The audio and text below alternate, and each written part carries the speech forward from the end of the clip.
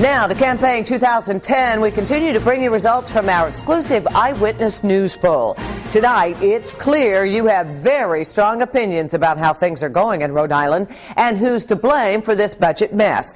We asked 500 registered voters their opinions in our largest poll ever. And the news isn't good if you work on Smith Hill. Let's get to Eyewitness News reporter Tim White with the exclusive details.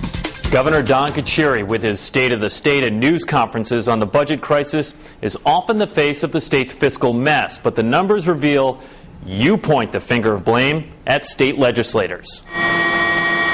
You've got to stop the internal bleeding. Republican Governor Don Carcieri has gotten a lot of heat from Democratic legislators for his cure to stop the state's budget from hemorrhaging. But the voters blame the legislators. According to our exclusive Eyewitness News poll, 53% of those questioned blame the General Assembly for the state's budget problems. 15% point the finger at the governor, and 25% say both.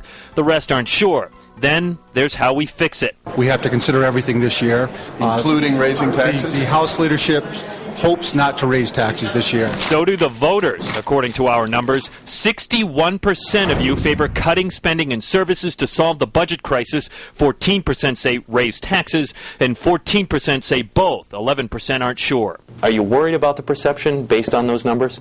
No. Independent candidate for Governor Lincoln Chafee has proposed raising revenue by expanding some sales taxes. You cannot keep passing it down to the property taxpayer. For the government saying we're not raising taxes, that's just dishonest.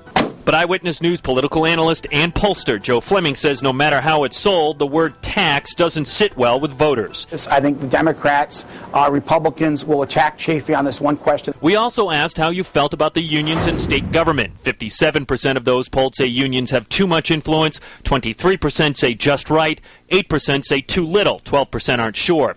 But the most depressing results show 70% of those polled say the state is going in the wrong direction. 13% say the right direction, 12% say it's remained the same, and 5% just aren't sure. We have a budget crisis that continues on every day. It doesn't seem to ever end. So people are not optimistic about what's going on around at this time. So these numbers are not surprising. Certainly not surprising to those hoping to be your next governor. Tonight at 11, big results and who is leading the race for governor. And we track each candidate down and get the reaction, good or bad, to our exclusive poll. That's tonight at 11. Tim White, Eyewitness News. Eyewitness News is covering campaign 2010 like no other local news station. Log on to WPRI.com for an interactive breakdown of our biggest poll ever. Extended interviews with the candidates and political experts, and in-depth analysis of the issues that you told us were most important.